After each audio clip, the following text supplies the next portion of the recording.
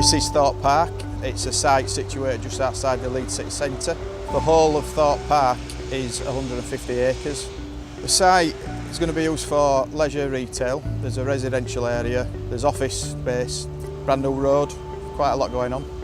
So we're in the retail phase at the minute. Obviously you can see that we're putting up the structures as we speak. Basically we've got a live gas main, a 450 diameter high pressure gas main that runs right through the centre of our site. It's stopping us from finishing some of the retail buildings, so we've had to build a section of a building and we have to finish off the remainder of the building when the gas main's removed. We've got Northern Gas Networks on board.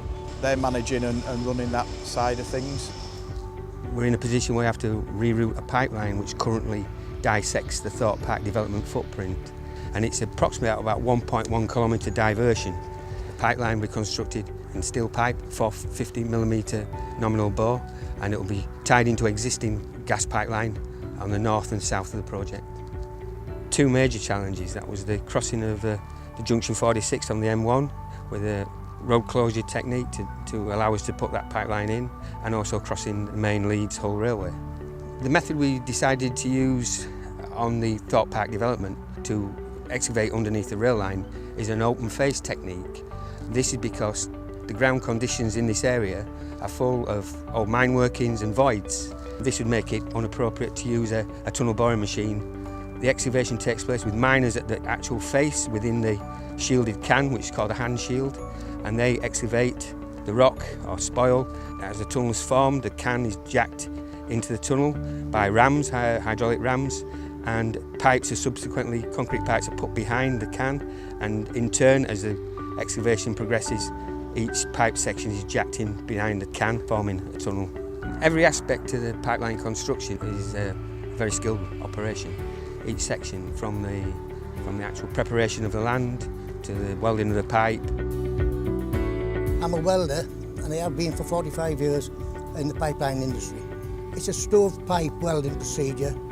It means you start at the top and you weld to the bottom. A gap between 2.5 and 3 mil between the two pipes. You've got a clamp on the pipe, and then you put the first run in, what we call a bead run, and then you get the second or third runs of the hot pass hot filler, then you fill it up, and the end thing is a cap. It's the quality of the weld that counts.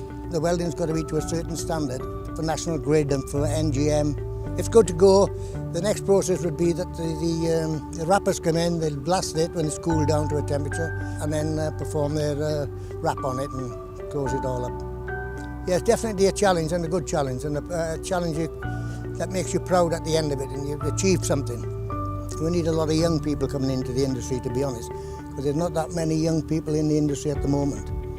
And I reckon the next 10 years it's going to be very busy, so now is the time for people to come into it. So the younger you are, the easier it is to learn it. Never mind what part of the industry you're in. You could be welding, you could be fitting, you could be foreman, boom driver, anything, you know. But they need to get in at a young age. This is my office, the outside.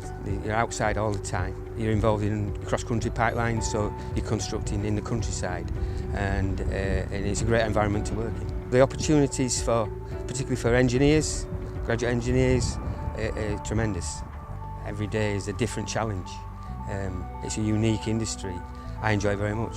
It's very satisfying to think you can work with a group of people and produce a finished product like a gas pipeline. You could travel anywhere in the world doing this job. It's a good experience. I've been at it in this industry for 45 years, and I've got some marvellous experiences. You enjoy it. You get satisfaction from it. That's what I think is the best way I can describe it. And the money's not bad neither.